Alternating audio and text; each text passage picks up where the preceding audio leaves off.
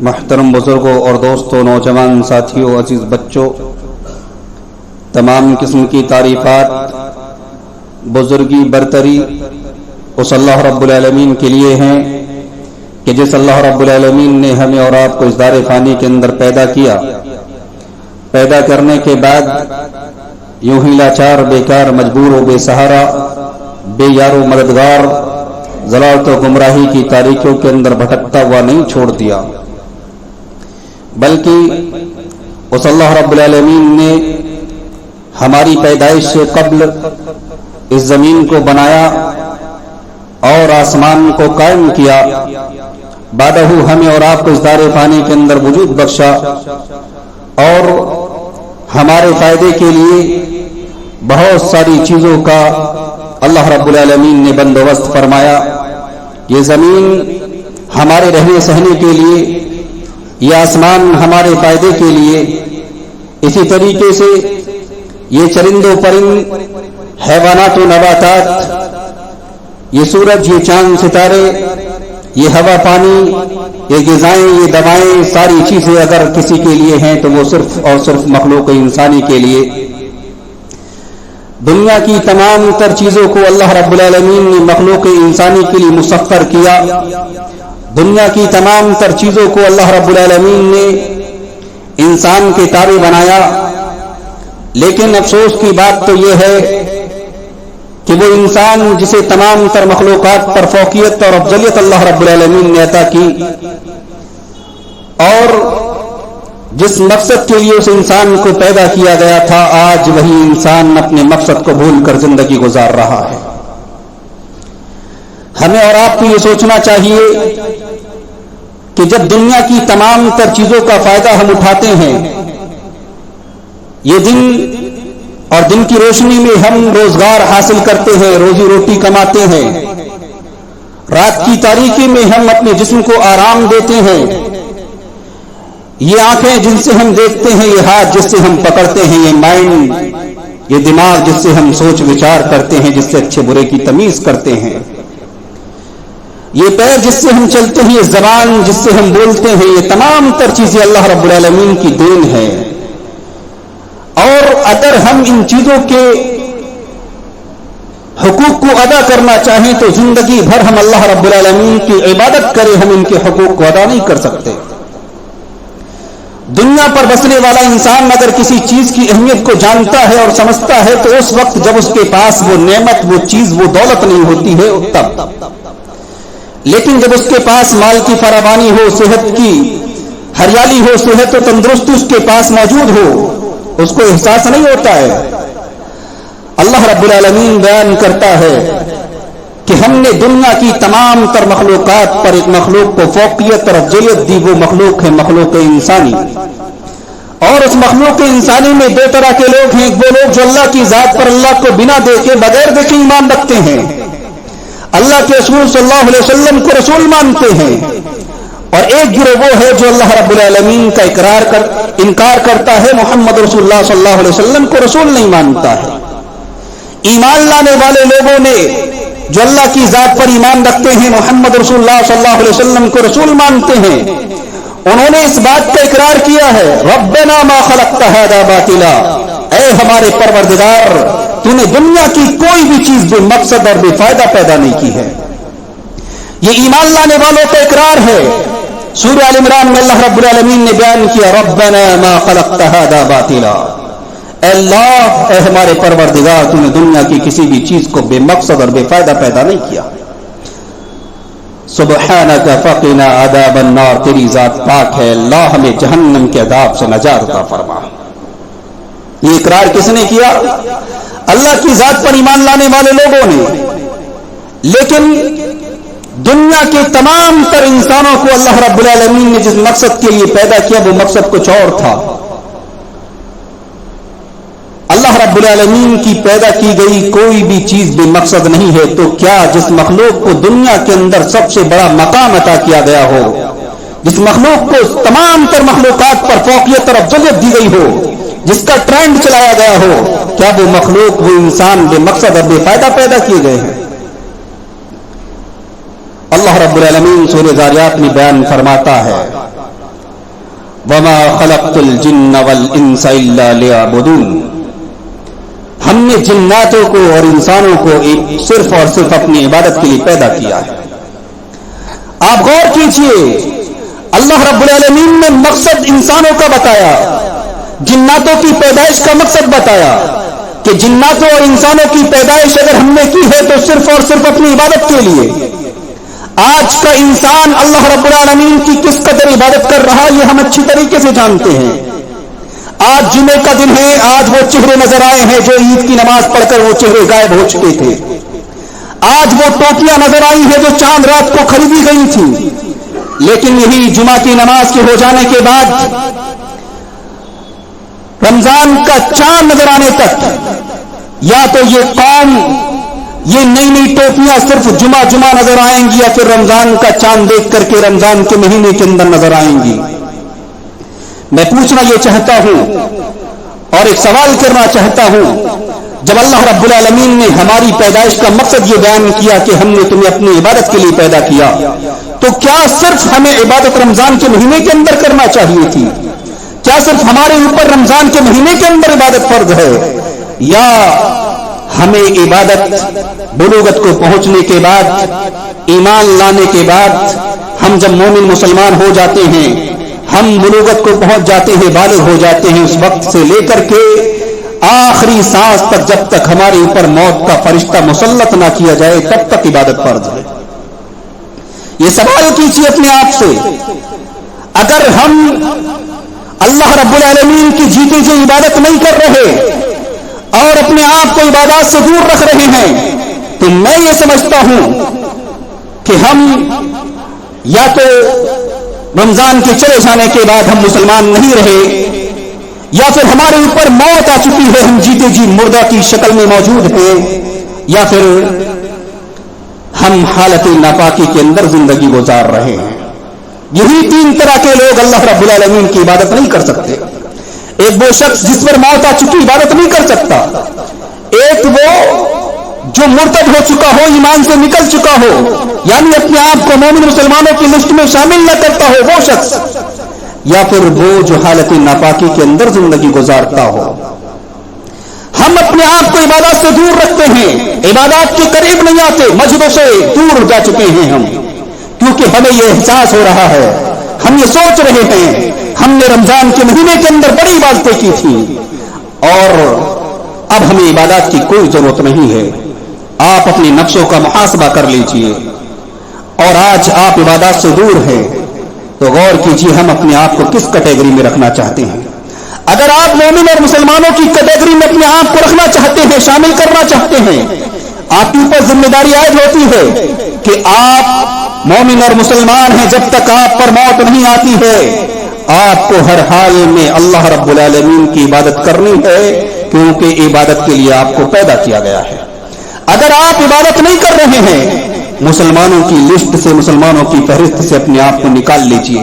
खाम ख्याली के अंदर मुसलमानों का लिबास पहनकर सरों पर टोपियां रख करके मुसलमानों की लिस्ट में शामिल न हो जाइएगा।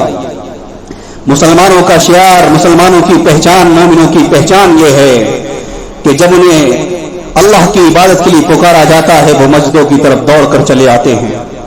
आज किसी भी मोहल्ले के अंदर, किसी भी इलाके, किसी भी बस्ती के अंदर चले जाइए, पूरी बस्ती मुसलमानों की, पूरा इलाका मुसलमानों का, पूरे कारखानों में काम करने वाले मुसलमान, लेकिन मस्जिदों की चार दीवारी के अंदर जाकर के देख लीजिए, ऐसा महसूस हो रहा है ये मस्जिद मुसलमानों के इलाके में नहीं, मुसलमानों की बस्तियों में नहीं, बल्कि गैर मुस्लिमों की बस्तियों में आबाद हैं। चंद मुसलमान कहीं छुपे दबे होंगे जो आज आकर के मस्जिदों के अंदर मौजूद हैं।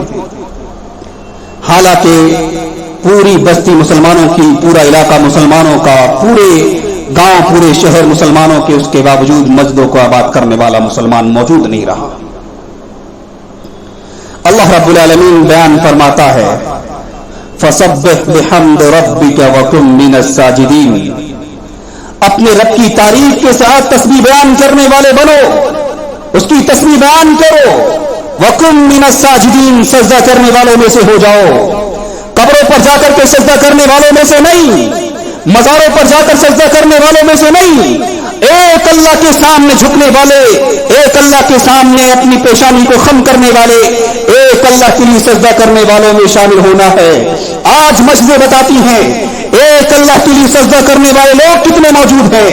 آج مسجدوں کے اندر مسلمانوں کی تعداد بتاتی ہے ایک اللہ کو ماننے والے کتنے موجود ہیں، اور مزاروں درگاہوں آستانوں پر جا کر دیکھ لیجئے ایک اللہ کی ذات کے ساتھ کھلواڑ کرنے والے مسلمان کتنے موجود ہیں۔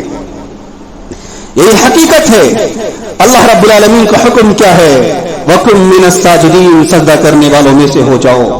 وَاعْبُدْ رَبَّكَ حَتَّى يَأْتِيَكَ الْيَقِينُ، اور تم اپنے رب کی عبادت کرنے والے بن جاؤ، اپنے رب کی عبادت کرو یہاں تک کہ تمہیں موت آ جائے۔ اگر آج ہم عبادات سے دور ہیں، آج ہم اللہ کے ذکر سے دور ہیں، آج ہم اللہ کے ذکر سے غافل ہو چکے ہیں، اللہ کی یاد کو ہم نے بھلا دیا ہے، اپنے رشتوں کو اللہ سے مضبوط نہیں بلکہ منقطع کر لیا ہے، احساس کر لیجئے آج ہم جیتے جی مردہ ہیں، ہمارے ضمیر مر چکے ہیں۔ اگر ہمارے ضمیر زندہ ہوتے، ہمارے دل جاگتے ہوتے، ہم اللہ کی عبادت کر رہے ہوتے، کیونکہ ہم مسلمان ہیں، ہم نے اللہ کی ذات پر ایمان لایا ہوا ہے، محمد رسول اللہ صلی اللہ علیہ وسلم کو رسول مانتے ہیں۔ ایک مومن اور مسلمان کا شیوا یہ ہے، اس کو حکم دیا گیا ہے جب تک اس پر موت نہیں آتی ہے، اس پر موت کے فرشتے مسلط نہیں کیے جاتے ہیں، تب تک وہ ایک اللہ کی عبادت کرے۔ آج ہم عبادات سے بہت دور جا چکے ہیں، اور یاد رکھیے گا ایک مہینہ رمضان کا ہم نے اللہ کی عبادت کی۔ آپ کے سامنے ایک مثال بیان کروں، قرآن کہتا ہے یا ایھا الذین آمنوا اتقوا اللہ، اے ایمان لانے والو اللہ سے ڈرو۔ رمضان رکھانے کا مقصد، روزہ رکھانے کا مقصد کیا تھا؟ اللہ رب العالمین سے ڈرا جائے، اللہ کا تقویٰ اپنے دلوں کے اندر پیدا کیا جائے۔ یہ قرآن کی آیت بھی یہی کہہ رہی ہے، ایمان والوں کو یہی حکم دے رہی ہے یا ایھا الذین آمنوا اتقوا اللہ، ایمان والے اللہ سے ڈرو۔ لیکن ایک پوائنٹ آگے بیان کر رہی ہے وَلْتَنظُرْ نَفْسٌ مَا قَدَّمَتْ لِغَدٍ، اپنے نفسوں کا محاسبہ کرو، اپنے گریبان میں جھانک کر کے دیکھو۔ وَلْتَنظُرْ نَفْسٌ مَا قَدَّمَتْ لِغَدٍ، آنے والے کل کے لیے تم نے تیاری کیا کی ہے؟ آنے والے کل کے لیے تم نے کون سے نیک اعمال آگے بھیج رکھے ہیں؟ کیا تمہیں یہ احساس ہو رہا ہے کہ رمضان کے اندر کی جانے والی عبادت کل قیامت کے دن ہمیں اللہ رب العالمین کی یہاں بچا لے جائیں گی؟ اگر آپ کو یہ احساس ہے اور یہ سوچ رہے ہو تو پھر یہ آپ کی خام خیالی ہے۔ کیوں؟ اس لیے جب کسی کارخانے کے اندر، جب کسی کمپنی کے اندر مزدور کام کرتے ہیں، انہیں نوازا جاتا ہے، انہیں سیلری دی جاتی ہے، ان کی حوصلہ افزائی کی جاتی ہے، لیکن وہی مزدور، وہی کارخانے کے اندر کام کرنے والے لوگ جب کام کرنا بند کر دیتے ہیں، اس کمپنی کا مالک، اس کارخانے کا مالک ان کو نکال کر کے باہر پھینکتا ہے، دوسری لیبر لاتا ہے، دوسرے مزدور لاتا ہے۔ آپ نے عبادتیں کی تھی منمانی خواہشات کی اتباع کرتے ہوئے، آج آپ عبادت سے دور ہیں جبکہ عبادت آپ پر فرض ہے۔ اگر آج آپ عبادت سے دور ہیں تو یہ احساس کر لیجئے ایک مہینہ ٹریننگ کا ہماری زندگی پر کوئی اثر نہیں ہوا ہے۔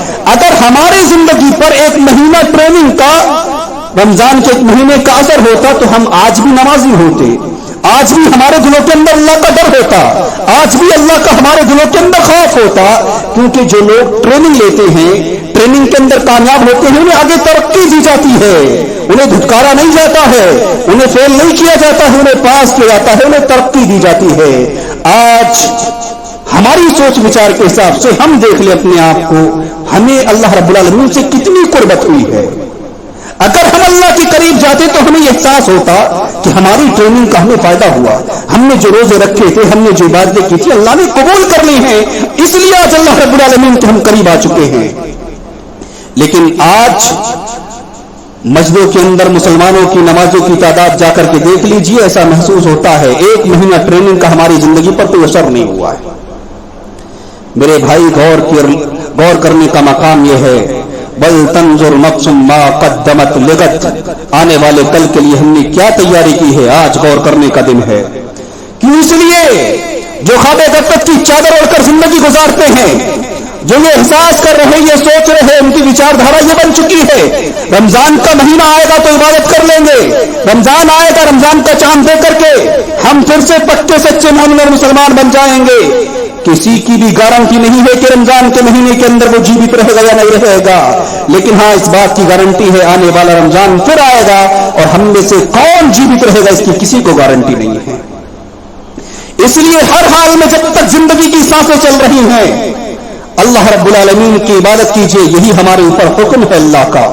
اگر ہم عبادت سے دور چلے گئے پھر یاد رکھ لیجئے وَمَنْ أَعْرَضَ عَنْ ذِكْرِي فَإِنَّ لَهُ مَعِيشَةً ضَنْكًا وَنَحْشُرُهُ يَوْمَ الْقِيَامَةِ أَعْمَىٰ کے تحت کہ ہماری زندگیاں جیرن کر دی جائیں گی, ہمیں تنگی کے اندر ڈال دیا جائے گا, ہمیں مشکلات کا سامنا کرنا پڑے گا. اور جو قوم اپنے مقصد کو بھول جاتی ہے پھر اس قوم کو بدل دیا جاتا ہے, ان لوگوں کو تبدیل کر دیا جاتا ہے. جس طریقے سے کسی کارخانے کا مالک مزدور بدل دیتا ہے, کسی کمپنی کا مالک اپنی لیبر بدل دیتا ہے, اسی طریقے سے زندگی گزارنے والے یہ لوگ اگر اپنے مقصد کو بھول جائیں گے اللہ رب العالمین کو نیست و نابود کر کے ایسی قوم کو لائے گا, ایسے لوگوں کو لائے گا جو ہر حال میں اللہ کی عبادت کریں گے, اللہ کے سامنے سر جھکائیں گے. اللہ کے سامنے سر جھکانے سے انہیں کوئی اعراض نہیں ہوگا. آج جس طریقے سے یہ امت کے لوگ اعراض کر رہے ہیں انہیں یہ احساس نہیں ہوتا ہے کہ ہماری زندگی کا مقصد کیا تھا. ہم اللہ کی دی گئی تمام تر نعمتوں سے فائدہ اٹھاتے ہیں. اللہ رب العالمین نے صرف اپنی عبادت کے لیے پیدا کیا تھا اور آج ہم اسی عبادت سے دور ہیں. تو سوال تو بنتا ہے اے کائنات کے لوگوں, دنیا کی تمام تر چیزوں کا فائدہ اٹھانے کے بعد یا ایھا الانسان ما غرک بربک الکریم, اے کائنات پر بسنے والے انسانوں بتاؤ تو صحیح کس چیز نے رب کریم سے تمہیں دھوکے میں ڈال رکھا ہے. رمضان کے مہینے میں تم نے اللہ سے اپنے رشتے کو مضبوط کیا, اللہ نے تمہیں برکتوں سے مالا مال کیا تھا. تمہاری زندگی کے اندر چینجنگ تھی, تمہاری زندگی کے اندر بدلاؤ تھے, رزق کے اندر فراوانی تھی, مال کے اندر برکت تھی. لیکن جب تم رمضان کے چلے جانے کے بعد اللہ رب العالمین سے دور ہو گئے پھر تمہارا وہی حال ہو گیا, روزی روٹی کمانے کے لیے در در کی ٹھوکریں کھانے پر مجبور ہو.